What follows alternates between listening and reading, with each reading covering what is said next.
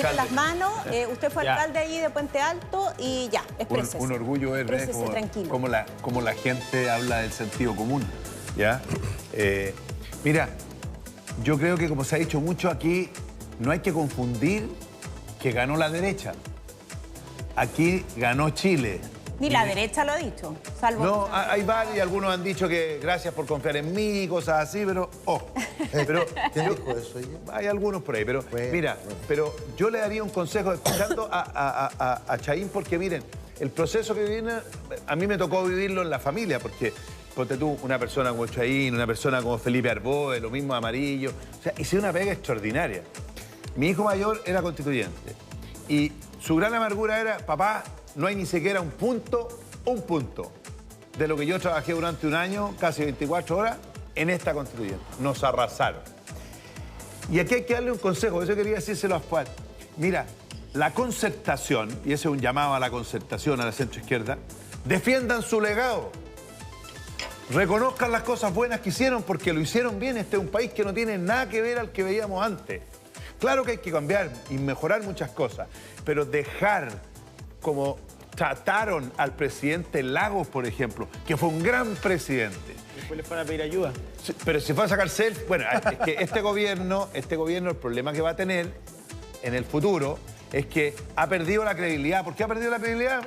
Porque resulta que decían una cosa, estamos a favor de los retiros, no querían retiro. El IFE, después no querían IFE. ¿Para qué decir el tema de seguridad? Mira, hemos llegado a tal escándalo que en un discurso en el Senado, hablando del proyecto de usurpación. ¿Qué significa usurpación? Que un grupo de personas se meta a un terreno, y no estoy hablando de un tremendo campo, puede ser a un sitio, a lo que sea. Y aunque sea un tremendo campo. Pero da lo mismo, pero se meten, tienen derecho, que se puede hacer, y todas las modificaciones que se están planteando hoy día de la centroizquierda a ese proyecto, van en ablandar cualquier problema al que se meta. No hablemos de pasado, senador. No, es que ¿sabes lo que pasa? Es que el futuro, es que mira, me pareció bien, no tenía otra cosa que hacer, pero mira, yo quiero que sea súper claro. El futuro se construye con la historia.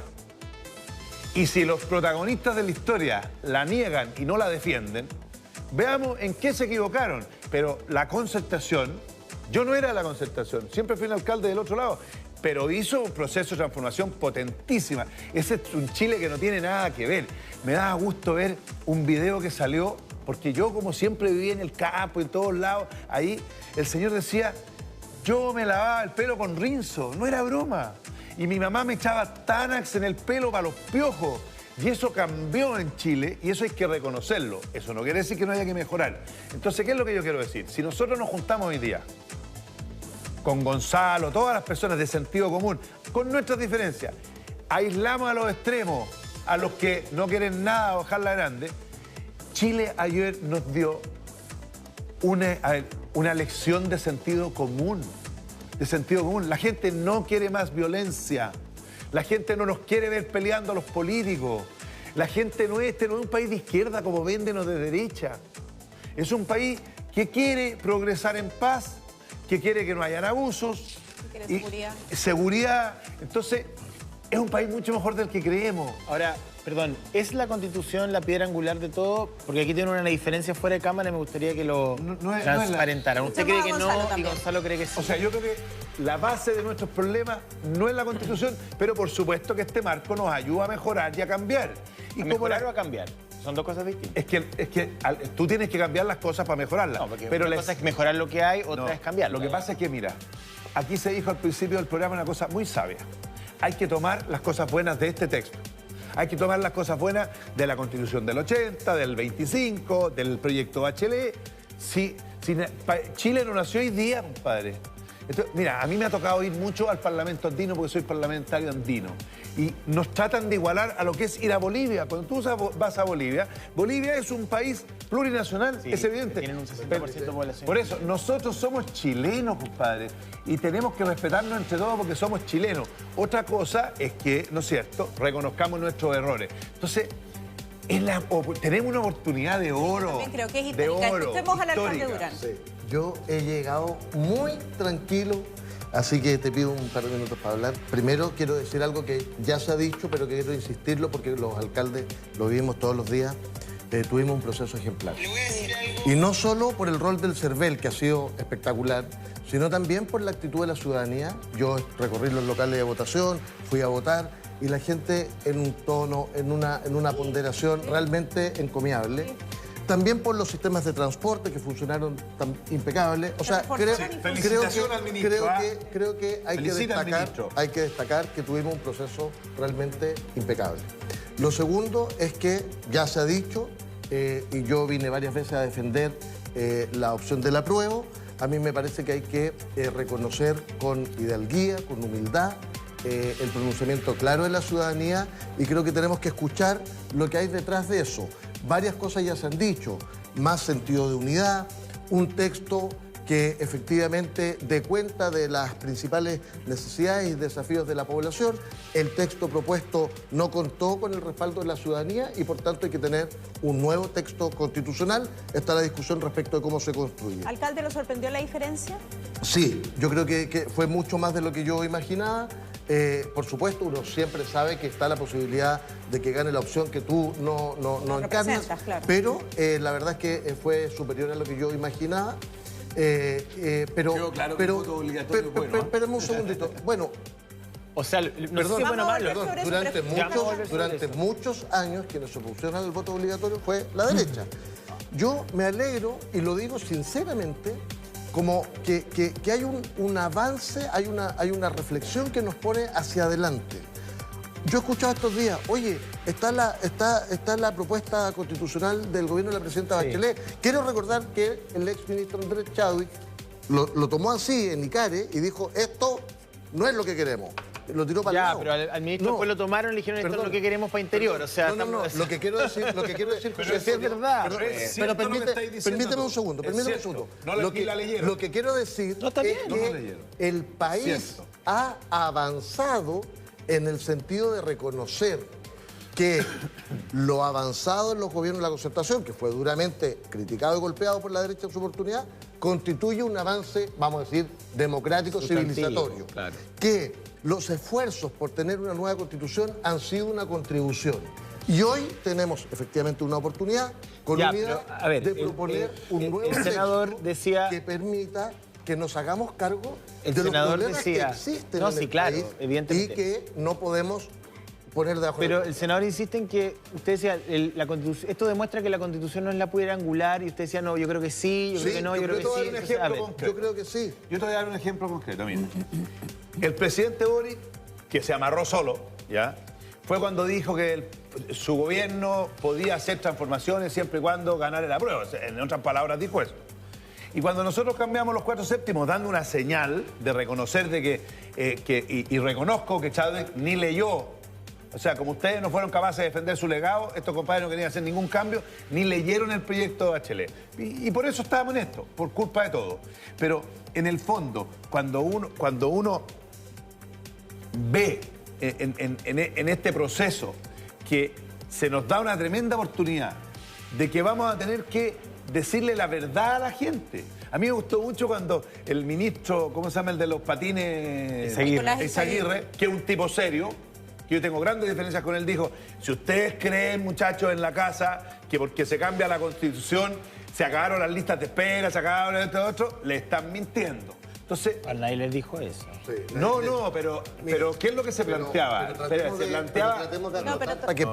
ir al futuro. Sí, porque el futuro es súper claro. Oye, acuérdate que la gente pidió que tuviéramos capacidad de diálogo, entonces escucha un poco. Sí. Porque la pregunta ¿es o no la Constitución importante para los cambios que requieren? Ya, pero hoy día estamos en un escenario, estamos en un escenario de reforma con 4 séptimos. Estamos hablando algo así como 58. 9 diputados. Ahora, y te calcula el tiro. Lo que pasa es que pero los grandes cambios se pueden hacer con los 4 séptimos famosos que ya fueron aprobados. Entonces, metan la reforma de pensiones, saquen la reforma de pensiones, metan la tributaria, saquen la tributaria.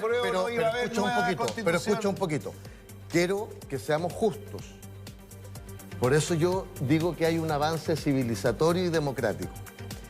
Los 4 séptimos es una cosa que se resolvió hace 15 días. Ya, pero se resolvió. A puertas de la elección. No, pero una herramienta útil. Porque efectivamente el proceso de reforma, de nueva constitución ha contribuido a que estemos ahora. No, sí. Y ahora tenemos que ponernos de acuerdo. Pero quizás una herramienta, Lo puedo explicar que tiene una cuestión técnica bien simple. ¿Qué? ¿El tema de los 4 séptimos? Sí, mira. Hoy día cuesta menos reformar la Constitución del 80 de lo que costaba hace un mes atrás. Hoy día, lo que nosotros vimos, yo estuve por el apruebo, muchachos, y me saqué la mugre por el apruebo y sueño con una nueva Constitución mejor. Eso, así que a mí nadie me puede decir que yo estaba, que me cambiaban. Resulta que cuando nosotros nos dimos cuenta que si ganaba el apruebo, modificar en las cosas importantes, las más trascendentales, la Constitución, este texto, era casi imposible, le vamos a preguntar al politólogo aquí, era casi imposible. Si nosotros cambiábamos, señor profesor, el 4 séptimo, se demostraba que esta Constitución, la del 80, permitiría fácilmente una nueva Constitución. Y es una tremenda señal y votaron todos los senadores a favor. Entonces, ojo con eso. Hace 15 días. Pero no importa. No, está bien, sí, pero... Eso es lo importante. Segundo. Pero es importante porque si no hubiésemos tenido... Si no hubiésemos tenido... digamos la verdad. Pero si no hubiésemos tenido el proceso constitucional en el que estábamos, probablemente... Pero está bien. Acuérdate que en el acuerdo por la paz y una nueva constitución había un sector importante de la derecha que insistía en que no había que tener una nueva constitución, no estaba de acuerdo con una modificación a los 4 séptimos, se opusieron sistemáticamente. Entonces, por eso yo no lo digo para enrostrar, lo digo para decir, lo que ha ocurrido es un avance que va en la dirección correcta y en el que hay que persistir. Yo estoy tan de acuerdo con el alcalde Durán que lo planteé en la mañana. No podemos hacer borrón y cuenta nueva. En su momento hablar de una hoja en blanco era absurdo, pensando que teníamos una historia como nación que debíamos atender. Entonces, saquemos lo mejor de cada propuesta y de cada etapa que hemos tenido y ya estamos en este punto de inflexión. A las 11, ¿hay resultados oficiales del CERVEL? Entiendo que sí. Debería ser el último cómputo, claro. Oye, los más ninguneados y son un ejemplo para el mundo, güey. Oye, una cosa. Vamos al voto obligatorio. El voto obligatorio es una excepción solo para este proceso. Seguimos, si es que tuviésemos elecciones, no las próximas, no sé, del otro año, seguiríamos con el voto voluntario. En teoría, a no ser que se haga salvo que se haga una reforma constitucional al mismo capítulo 15, que espero estén todos de acuerdo para que se mantenga el voto obligatorio. ¿Pero para qué la vamos a reformar? Mejor hagamos una nueva constitución que... Para ir a los convencionales nuevos. Escuchen, por favor. No, momento, orden. Ya, no todos entienden ni entendemos a cabalidad el sistema electoral. Vuelvo con la pregunta. Hoy día sigue rigiendo el voto voluntario. Voluntario, ¿Qué tipo de reforma se tiene que hacer para llegar a un voto obligatorio que pareciera nos acomoda a todos mejor o nos interpreta mejor? Claro. Tendría que haber una reforma a esta Constitución para que el voto se transforme en un acto de carácter obligatorio en convivencia con la inscripción automática. Primer punto. Segundo punto, para hacer esa modificación se necesita el concurso ahora de los 4 séptimos. Que los tenemos. Con los 2 tercios eran 103 diputados, ahora son 89 diputados. Y con los 2 tercios necesitábamos 33 senadores, ahora necesitamos 29 senadores. ¿Están disponibles? Al parecer, por lo que me acaba de decir el senador Santos. Sí. ¿Sabes por qué? Porque esto nos va a ayudar a la democracia. Yo les voy a dar un puro ejemplo. Aquí van a haber muchos asustados con esto, porque en el caso de las municipales, los alcaldes, me incluyo, eran casi imbatibles, porque en cierta época tú le trabajabas a tu público, pues. Y ese público iba a votar. Ese público hoy día o lo haces bien para todos o te vais para la casa. Entonces esto es muy bueno, porque en el fondo, miren lo que le pasó a la alcaldesa de La Pintana. Si pasó todas las líneas en la calle que no correspondían y le fue mal, en La Pintana casi ganó el 90% la otra vez. Entonces, este sistema del voto obligatorio nos obliga a los políticos a hacer bien la pega, a llegar a todos. Yo estoy de acuerdo. Gonzalo, desde tu sector también están los votos disponibles. Yo estoy completamente de acuerdo con el voto obligatorio. He estado siempre con el voto obligatorio. Quien se opuso durante 40 años al voto obligatorio... No, es que lo digo porque me alegra que hoy tengamos un consenso respecto a qué es mejor para el país.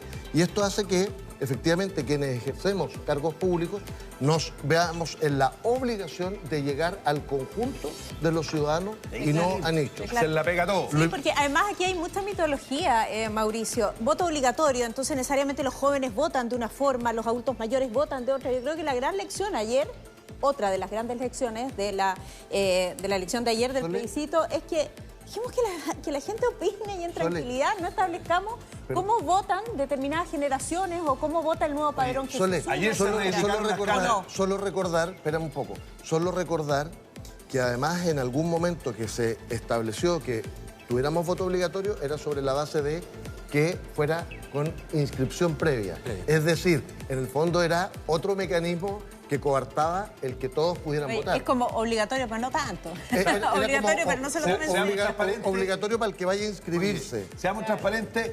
Cuando hablabas... Oiga, siempre lo somos aquí. No, seamos nosotros, los políticos. Cuando se hablaba, y usted debe saber mejor que yo, cuando se hablaba del sistema electoral, no era un sistema de principio. Cada uno estaba con la calculadora de cuál es el que más le convenía. Sí, claro. Ahora que nos dieron un sablazo, demuestra, ¿sabéis qué más? Para que los políticos tenemos la obligación de llegar a todas las esquinas y hacer las cosas bien. Señor, voto obligatorio para todos. Nos dieron inscripción automática, voto obligatorio. Es decir, esa es la combinación. Oigan, pregunta, ¿y eso es un tema, es un debate que debiese establecerse lo antes posible para despegarlo del nuevo proceso constituyente? Se tiene que hacer a la brevedad, porque lo decíamos en la mañana, a participación desigual, representación desigual. Entonces, ¿qué pasa? La comuna del alcalde, que es Independencia, la ex comuna, bueno, actual comuna igual del senador Osandón, que es Puente Alto. No, y esta también, Independencia también. Venían votando, claro, venían votando a tasas no lo he visto nunca extraordinariamente inferiores en comparación a lo que se votaba en Las Condes, Vitacura o Barnechea.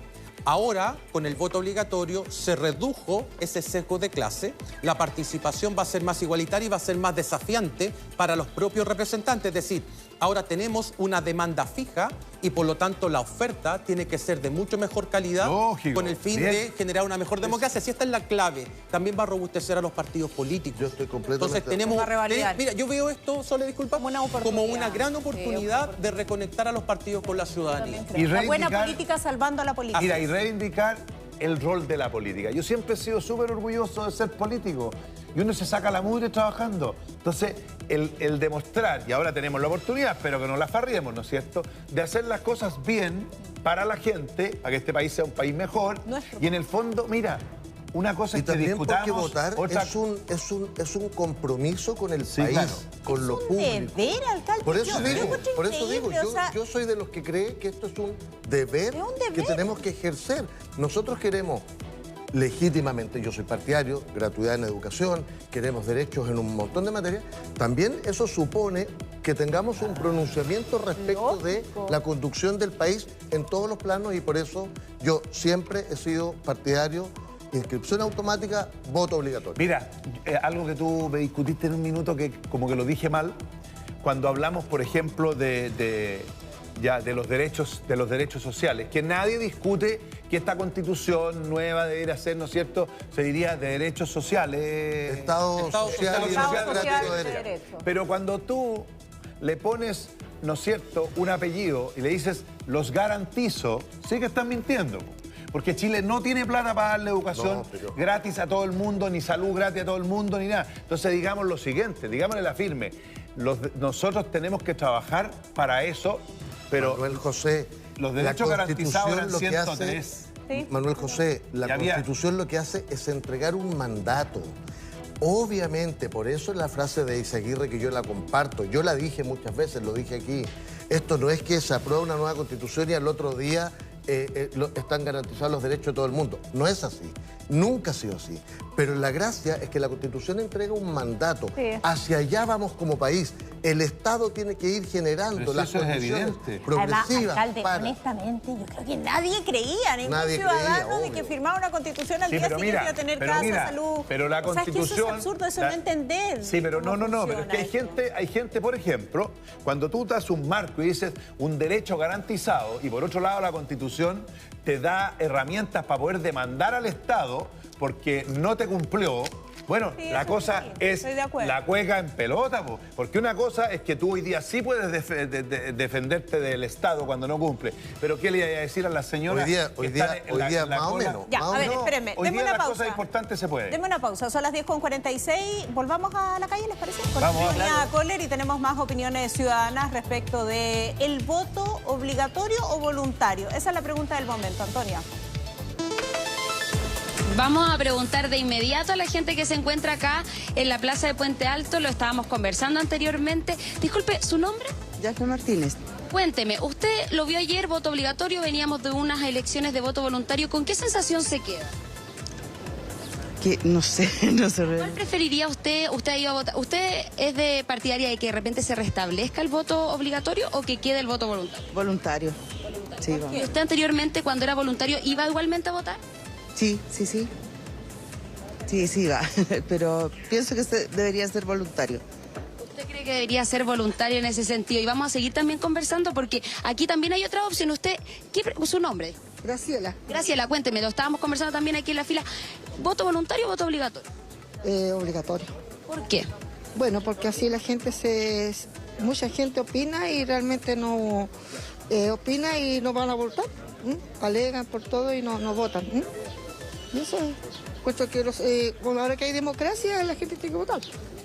Y usted cuénteme su nombre. Celia, ¿Voto voluntario o voto obligatorio? voluntario. ¿Por qué?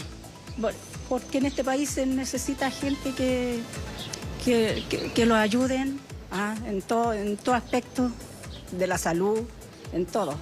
Que vayan a votar para que puedan también estar más metidos también en lo que es el proceso político. Así es. Vamos a seguir preguntando, ven que aquí también es muy parejo, va cambiando uno con la otra, muchas gracias. Vamos a conversar, ¿cuál es su nombre? Buenos días, Viviana Ruiz. Viviana, cuénteme, ¿voto obligatorio o voto voluntario? Obligatorio, ¿Por qué? porque es una obligación cívica.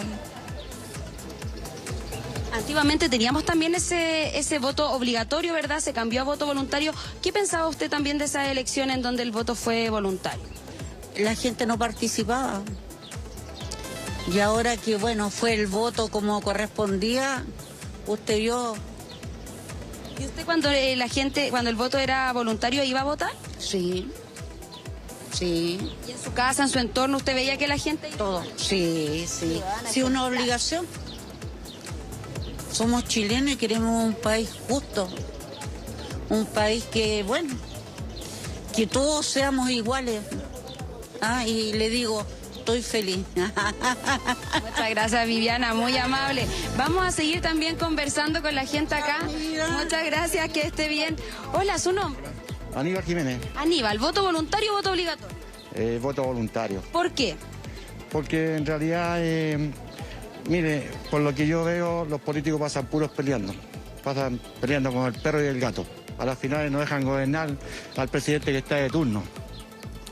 Y así se lo pasan. Y el que sufre es el pueblo. El pueblo es el que sufre por esto. Yo al menos ahora tuve que ir a votar. Gracias a Dios me acercaron el colegio donde tenía que votar porque antes votaba más lejos. Eso está bueno. Pero yo prefiero el voto voluntario. ¿Usted, si hubiera sido el voto voluntario, habría ido a votar en estas elecciones del domingo? No habría ido a votar. ¿Y en las anteriores fue cuando fue voluntario? Pocas veces voy. Porque en realidad los políticos a mí no me satisfacen. ¿Por qué razón? Porque si yo no trabajo, no tengo plata para comer. Entonces, por eso que prefiero no votar y ser neutral. ¿Y no cree que tal vez participando pueda hacer un cambio a través de las elecciones? Puede ser que participando pueda haber un cambio. Pero con todo esto que está viendo uno, lo desaniman a uno, los mismos políticos lo desaniman a la persona y al pueblo. Pues de eso está aburrido el pueblo, de que tanta pelea entre políticos. Entonces el pueblo está aburrido del asunto. Entonces usted queda firme con la opción de que sea voluntario. Que sea voluntario el voto. Muchas gracias, Aníbal. Vamos a seguir conversando también con la gente acá para poder comentar cuál es finalmente su opinión con respecto a eso. Disculpe, ¿lo podría molestar muy cortito una pregunta? ¿Usted prefiere el voto voluntario o el voto obligatorio? Prácticamente a mí me da lo mismo. ¿Por qué? ¿Cómo es eso? ¿Cómo le da lo mismo? ¿Usted fue a votar ayer? Sí. ¿Y cuando fue voluntario fue a votar? Sí. ¿Pero no cree que hay una preferencia? ¿No cree que de repente podría haber uno sobre otro? ¿No piensa eso? Usted me está consultando qué opino yo. Muy bien. Y yo le digo eso. A mí me da lo mismo. Él igual va a El que votar. dentro, que haga la misma cosa. Es como usted eche un café, eche el agua y echa un café y revuelve y no se deshace bien todo. Siempre queda algo encima. Por eso yo que chato. Bueno, esa también es una opinión que puede representar a alguno que nos Antonia. estén viendo hasta ahora. Las vimos de todas tuvimos todas las opiniones. En todo Pero caso, en buena onda lo digo. No lo digo en mala onda ni para allá ni por acá. Obvio que sí. O sea, es mi pensamiento mío. Un hombre relajado usted, un hombre relajado. Usted lo dijo. Sí, muy bien, muchas gracias. ¿Su nombre? Iván Sarda. Iván se va a comer un chocolatito también, viene relajado hoy día, mire. ¿En serio un pedacito? Bueno, nos vamos a quedar aquí también en Puente Alto conversando con la gente, comiendo chocolate.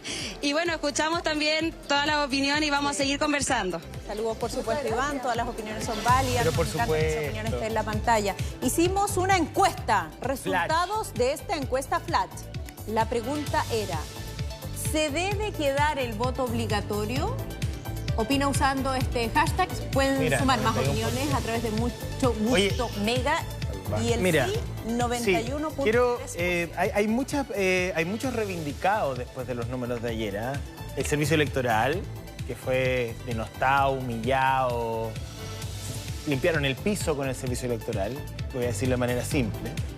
Las encuestas también, porque yo ayer le escribí a Roberto Iskinson porque yo tengo el mayor respeto por el trabajo que él hace, digamos.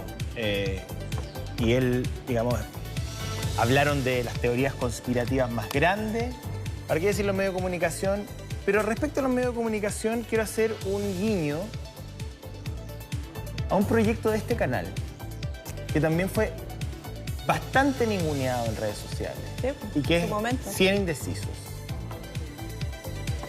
Arreglaron el público. KDM está detrás. KDM está detrás. Este es un formato pagado por el rechazo. Esas cifras no son las reales. Bueno, ahí está. Y me atrevo a decir que respecto de las decisiones sectoriales que se expresaron en los porcentajes del público, y lo digo con algo de placer, o sea, yo soy perverso. Los porcentajes de capítulo a capítulo se acercaron mucho más al resultado nacional que incluso la misma cadena. Exacto. Y tú sabes que en todos los programas se revistieron. Partieron de una forma y se dieron vuelta, tal como lo vimos en la elección de ayer. Por lo tanto, el público de 100 indecisos, nos guste o no nos guste, tenía razón. Razón. Ya, escuchemos a Raúl Soto. Sí, el presidente de la Cámara de Diputados, a ver, lo escuchamos. Abrimos la pantalla. Cantidad de Que micrófonos. nos permita a partir de allí dar certezas al país respecto de hacia dónde vamos a avanzar. Ese acuerdo, por cierto, debe estar radicado en las conversaciones que se iniciarán en los próximos días en el Congreso Nacional. Vamos a trabajar en conjunto, la Cámara de Diputados con el Senado, y en una coordinación estrecha y de colaboración con el Ejecutivo, porque entendemos que en momentos de fragilidad política y social la institucionalidad debe cumplir su rol de manera coordinada y debemos también reivindicar la buena política. Llegó el momento de la política de los acuerdos, llegó el momento de recuperar la capacidad de entendimiento que lamentablemente en el último tiempo hemos perdido en Chile, llegó el momento de salir de nuestras trincheras ideológicas, políticas, de dejar nuestras diferencias de lado y volver a sentarnos a una mesa a conversar en función de un interés común que es el único que importa hoy día, el interés superior de todos y cada uno de los chilenos y chilenas, el bien común de nuestra patria. Y a partir de allí, generar un consenso que nos permita efectivamente fijar una hoja de ruta de cambio constitucional con un nuevo órgano, con un nuevo proceso constituyente que nos lleve esta vez a un texto que convoque la adhesión de la gran e inmensa mayoría de los chilenos y chilenas. Un texto constitucional que nos una y que sea la base fundante de un nuevo pacto social que fije las reglas de la convivencia democrática de nuestro país durante las próximas décadas y que a partir de allí tengamos la oportunidad de generar ¿verdad?, los cimientos de un país mejor para todos, con justicia social, con dignidad, con igualdad, con libertad, pero al mismo tiempo en paz y tranquilidad. Y en ese rol el Congreso se pone a disposición del país, a disposición también del presidente, quien se va a abocar especialmente a las tareas que implica gobernar, solucionar los problemas de la ciudadanía en materia de seguridad, en materia económica, y a partir de allí generar un contexto también de estabilidad institucional, de gobernabilidad que facilite este entendimiento, que facilite este diálogo, el cual esperamos alcanzar con la mayor antelación posible. Creo que no hay que dejar espacio alguno a un vacío de poder, no hay que dejar espacio alguno a una situación de inestabilidad institucional o ingobernabilidad que eventualmente nos puede llevar a una crisis. Tenemos que aprender las lecciones del pasado. No podemos desde el mundo político volver a reaccionar como se hizo en el 15 de noviembre. Tenemos que hoy día anticiparnos y desde el día 1, que es hoy día, empieza a correr el reloj para alcanzar este gran acuerdo nacional. Y vamos a escuchar, por cierto, a los partidos políticos con representación parlamentaria, a las bancadas, tanto de la Cámara como del Senado, con sus respectivos liderazgos. Vamos a escuchar a la sociedad civil también, por cierto, al mundo empresarial, al mundo de los trabajadores, a los movimientos sociales, a los centros de estudio, a la academia, a los expertos. Creo que esta búsqueda de un texto que nos una a todos los chilenos, esta búsqueda de un pacto social que permita fijar las reglas de nuestra convivencia democrática para las próximas décadas en Chile, requiere de un esfuerzo colectivo de todos los chilenos y chilenas. Tenemos una segunda oportunidad. Probablemente va a ser la última y no la podemos farrear. Tenemos que aprovechar esta oportunidad que nos ha entregado el pueblo de Chile para efectivamente llegar a ese texto y llegar a ese pacto. Si todo eso es tan urgente, ¿hay plazos? ¿Le gustaría que fuera antes del 11 de septiembre? Bueno, lo ideal, pero eso va a depender efectivamente de cuán rápido podamos efectivamente alcanzar los consensos, de la voluntad de los distintos actores efectivamente para avanzar rápido en esa dirección, pero por las conversaciones que hemos tenido durante estos días, que han sido muchas, con dirigentes, presidentes de partidos, tanto de oficialismo como oposición, con los liderazgos de las distintas bancadas y ahora también con el presidente Gabriel Boric, no nos cabe ninguna duda que va a haber un amplio y mayoritario espectro del mundo político que de forma transversal va a estar a la altura y va a asumir la responsabilidad del momento histórico que estamos viviendo para conducir a este país a un nuevo proceso que esta vez sí termine de buena manera. ¿Y no hay ningún plazo tentativo, diputado? Ojalá sea lo antes posible, ojalá sea esta semana, mientras antes demos esa certeza al país, mucho mejor, pero va a depender de los diálogos. Por ahora, mañana, ¿verdad?, la invitación la está haciendo el presidente de la República a los presidentes de los partidos de forma transversal, sí. Y a partir del miércoles, en conjunto con el senador Elizalde, vamos a convocar nosotros desde la presidencia de la Cámara y el Senado, desde el Congreso Nacional, a los presidentes de los partidos, a los líderes de las bancadas y posteriormente también a representantes de la sociedad civil para comenzar este diálogo que va a ser muy intenso, que va a ser muy profundo y que espero que nos genere como resultado una base de un proceso constituyente nuevo que se aborde de la mejor manera posible, corrigiendo, por cierto, y teniendo en consideración los errores que se cometieron en este proceso que ha fracasado, y a partir de allí, ¿verdad?, entregar tranquilidad a los chilenos y chilenas. No vamos a permitir que este país se vaya. Vamos a seguir atentos a lo que pasa en el Palacio de Gobierno. Es un día de un juego de ajedrez bastante intenso, digamos, la política es eso, realpolitik, moviendo piezas, donde cada partido también, todos los partidos tienen su corazoncito de gótico, querrán sacar parte de la tajadita de la torta. Me imagino que el PPD, el Partido Socialista, quien además lleva adelante el proceso, quien pone a su disposición su personalismo. Hay un tema de ego que funciona, digamos, pero más allá de los personalismos, yo creo que aquí hay un proyecto político que debe ser conducido para que llegue a buen puerto. El presidente debe hacerlo y a su disposición tiene a todos los partidos de la izquierda. Puede haber un cambio súper profundo en la historia. ¿Desde qué punto de vista? En el caso del Senado, yo creo que el presidente, si cree que va a negociar con los presidentes de los partidos, está equivocado. Yo creo que hay que conversar con todos los senadores, porque hay varios que tenemos diferencias bien profundas dentro del mismo sector. Y esto no va a ser un... ¿Y ahí usted qué haría? ¿Qué le diría usted al presidente si le pide ayuda? Imaginemos que el presidente haga un ejercicio de ficción, le invita un mate.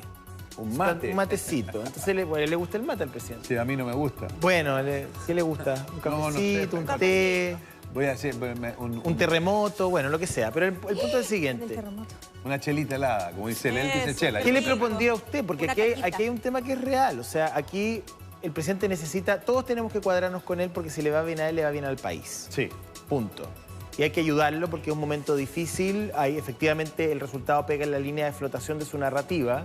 Todo el discurso del Frente Amplio se desfonda en parte, digámoslo. Pero además porque si el conjunto de los actores políticos no son capaces de dar una salida al proceso en el que estamos, van a ser todos castigados por igual. Aquí el que saque cuentas alegres se equivoca. No, por eso. Entonces, ¿qué se le dice al presidente? El ejercicio es bastante simple. ¿Qué se le propone? Mira, lo que pasa es que aquí, como no puedo decírselo directamente, porque en el fondo si él me invita a un mate y yo decirle, ojo la soberbia a un lado, yo lo que creo es que él tiene que ser capaz de llegar a un acuerdo.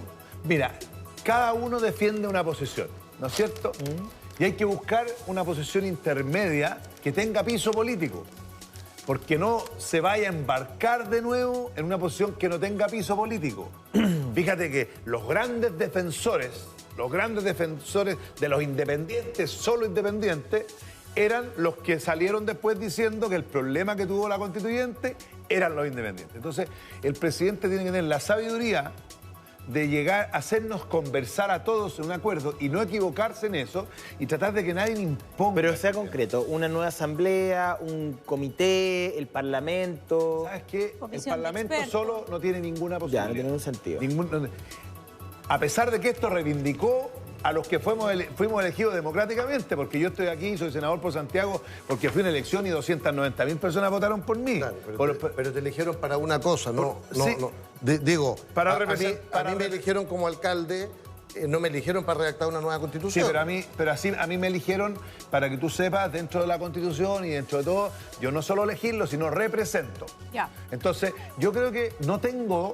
Antonio, te deciste la fórmula. Lo importante es que los conceptos los tengo claritos. Está bien. Que sea participativa, que sea con mucha calle, o sea, que represente lo que la gente nos dijo y con paz, de armonía. Ahí dos señoras en Puente Alto dijeron, no queremos más a los políticos peleando. Ya, puedo meter un tema porque cualquiera sea el caso, ¿no? Se va a iniciar esta negociación y esta conversación y sí va a tener que haber un puente muy sólido y potente entre la moneda, el gobierno y el Congreso, ¿no es así? Sí. Y es allí el señor donde Jackson la figura, no es la persona. exacto, y es allí donde la figura de Giorgio Jackson ha resultado en extremo debilidad y probablemente termine saliendo hoy del gabinete. ¿Y tú sabes por qué? ¿Alguna figura? Porque fue el gran persecutor del Senado. Nos persiguió cuando era diputado, nos persiguió en forma escandalosa. Yo sé que te pusiste muy nervioso ante esa posibilidad, pero permíteme que... ¿De cuál? De que terminara el Senado. Pero que creo que no es la principal preocupación de los ciudadanos, dicho sea de paso. Solo quería decir que lo que yo he escuchado desde ayer hasta hoy es a los presidentes de prácticamente todos los partidos, incluido Chile Vamos, en un tono y en una disposición a conversar, a dialogar, a establecer un acuerdo que permita culminar exitosamente el proceso de una nueva constitución. Porque todo el mundo entiende que efectivamente sí, claro, fue comprometido públicamente así. La constitución actual, la que nos rige actualmente, está en la práctica políticamente muerta y tenemos que dotarnos de una nueva. Ya, y en ese sentido, sí, no, lo decía por tu pregunta, porque los partidos políticos son quienes tienen mayor nivel de representación parlamentaria y por tanto la señal que ha dado el presidente de Renovación Nacional y el presidente de la UDI creo que van en la dirección correcta de generar un gran acuerdo en el Parlamento para darle continuidad al proceso constituyente. O sea, lo que digo es que claramente Giorgio Jackson no es la persona adecuada porque no alcanzó los acuerdos necesarios. Pero no solo por eso, porque hay un tema humano. Una propuesta constitucional. A ver, ¿un tema humano en qué sentido? Es que mire, hay dos cosas que son... En su personalidad... No, mira. Si aquí los políticos somos de carne y hueso, ¿ok? y tenemos emociones igual que todos. Entonces, el gran error que cometió el presidente de la República es poner al gran perseguidor, al que persiguió a los senadores y los denostó hasta que se aburrió cuando era diputado, lo puso a negociar. Y yo te voy a decir una cosa, los que más malas le tenían eran los del otro lado, no nosotros. Pero no se podrían haber limado esas asperezas de haber llegado a Sí, lo que pasa es que cuando tú tienes un gobierno que no tenía programa, que no tenía ningún proyecto, porque no tenía ningún proyecto, y que tú conversabas y lo que estábamos buscando, yo era presidente de Niñez, en un cajón buscando qué proyecto sacar porque no tenían ninguno. Pero ojo, aquí Gonzalo dice una cosa que es bien grave. A la gente no le interesa el sistema político. ¿Está equivocado? No, no dije eso. No, pero dijiste que... No, dije que no son los ciudadanos los que estaban preocupados de defender a los senadores. No, los ciudadanos, si no es defender a los senadores, dan lo mismo a los senadores. Ya, pero todavía no me escuchan la pregunta. Lo que yo digo es que si estamos todos de acuerdo es que en que ese puente es tan importante y debe fortalecerse, ese puente de comunicación entre el Palacio de la Moneda y el Congreso, que está representado por el ministro a cargo de esa negociación, pensando que Giorgio Jackson ya no va a seguir en ese camino. ¿Tiene alguna figura en mente? Mire, pues, me cargaría porque lo está haciendo muy bien, pero creo que una persona como Carlos Montes, por ejemplo, tiene llegada a todo. Hay un montón de próceres o exdiputados, exsenadores de la nueva mayoría o concertación que tienen buena relación. Si las relaciones humanas son muy importantes. Cuando tú creas un lazo, mira, ¿por qué dónde está la gran diferencia entre el Senado y la Cámara de Diputados? Que en el Senado somos 50, nunca ha habido un golpe, nunca ha habido un insulto, porque tú tienes espacio, tomarte un café, a veces almorzaste, te tocó una delegación, lo conociste como persona. Me acuerdo cuando el chico Navarro, ponte tú, que era como el comunista que teníamos, estaba enfermo y yo fui al sur, y lo primero que se me ocurrió, no porque yo sea bueno, ir a ver al chico Navarro a su casa.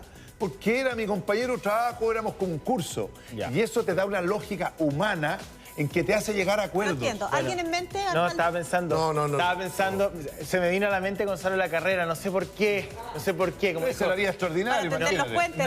Meta puñete con todo. Oye, pero qué tremendo. Bueno, ¿alguna idea? No. No. Y además yo soy de verdad muy respetuoso de las atribuciones del presidente. Y no tengo ninguna duda de que el presidente, lo dijo ayer además, va a tomar las mejores decisiones para el periodo que se voy a contar algo. Salió al baño el senador Manuel José Osandón y cuando volvió le preguntó, ¿es verdad que te llamaron de La Moneda? Hay un medio que está hablando que parece que quieren un salvador, un señor que viene de una comuna por ahí, no tengo idea. Eso dijeron. Sí, pero bueno, siempre está disponible. Ahora, yo creo que un alcalde, creo que un alcalde sería no necesariamente el alcalde Durán, pero un alcalde, porque lo que le faltó al gobierno en esta elección fue un mejor sociómetro. O sea, leyó muy mal, se enfrascó en la intelectualidad octubrista, mareadora, odiosa, perdón que lo diga, odiosa. San Antonio faltaron canas.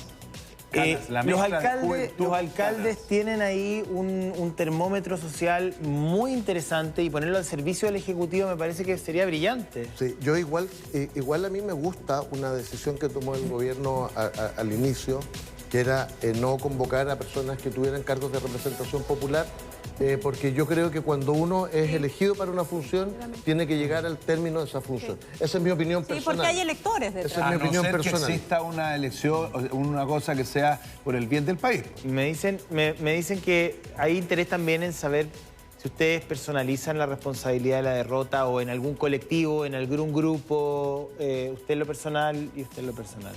¿Personas? Yo creo que... ¿O grupos? Siempre hay que hacer la evaluación más tranquilo y en los días posteriores. Yo creo que las causas del resultado son de verdad múltiples, varias de las que analizamos acá, el clima de la convención, por distintos lados, algunos actores en particular, como Rojas Bade, que ayudó a desplomar la confianza en la convención, el tono de la conversación, problemas con el texto, problemas específicos, en fin, fake news que también las hubo y no son la razón por la que finalmente tuvimos este resultado, pero de que las hubo. De los dos lados. Yo quiero decir que a mí me impresionaba que de verdad gente me preguntaba en la calle, ¿es verdad que si yo obtuve mi casa a través del Serviu va a quedar en manos del fisco y voy a tener que devolverla? O sea, realmente hubo un clima que no ayudó.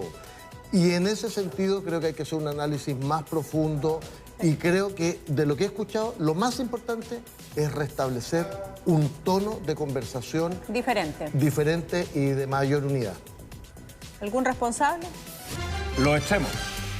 Había extremos de... ¿Alguien en particular? No, a ver, aquí, mira, Barraza y... ¿Cómo se llama el abogado? Fernando Atria. Atria son los grandes responsables de haber tratado de refundar este país en forma irresponsable, creyendo que iban a ser los salvadores de Chile. Y lo otro, un ambiente que se sentó, por no decir en palabras vulgares, porque se dice de otra forma, sobre nuestras tradiciones. O sea, por ejemplo, que parecen tonteras, pero ¿se acuerdan cuando fueron al norte? Que no había una bandera chilena, no se cantó la canción nacional. O sea, era como el renegarse chilenos. Entonces, cuando tú empiezas pero no empecemos, escucha. Pero si yo no te interrumpí, compadre. Yo déjate terminar. Es que es mi opinión. Porque acordamos tener un buen tono en la conversación. Pero nosotros, la verdad es que nosotros guiamos la pregunta hacia supuestas responsabilidades o quienes indicaron. Yo creo que hay dos personas que fueron muy responsables, que respeto porque ellos creen que eso es lo mejor, si no es que sean malas personas. Pero claramente aquí se trató de refundar Chile. Y aquí ayer nos dijeron que queremos mejorar. Yo creo que se olvida, pero Elisa Loncón, en su momento presidenta de la convención, dijo, comillas, vamos a refundar Chile. Bueno, es que ella esperaba probablemente como muchos otros que después tallaran su cara en el Monte Rushmore, en Dakota del Sur, pero así como Jefferson, Lincoln. Los que tenían el peso político eran los otros. Claro, ella la nombraron, la pusieron en una figura, era toda una estrategia comunicacional, pero los que estaban detrás con... Esa la tienen que haber llevado... Convengamos que gente como Tere Marinovich contribuyó a este tono ensordecedor. Por supuesto. Gente como ella. Digo, en ese sentido me parece que, no quiero personalizar en Atria, pero Atria, Barraza, en fin...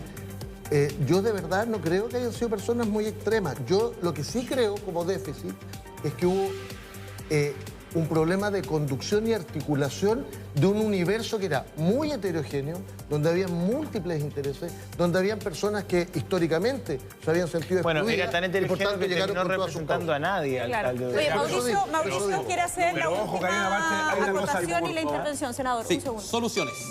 Convención constitucional, si avanzamos hacia una nueva convención constitucional pequeña, 70-71 miembros.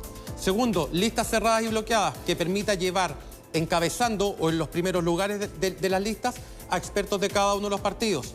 6 meses para redactar la nueva constitución, un plazo breve, corto, razonable.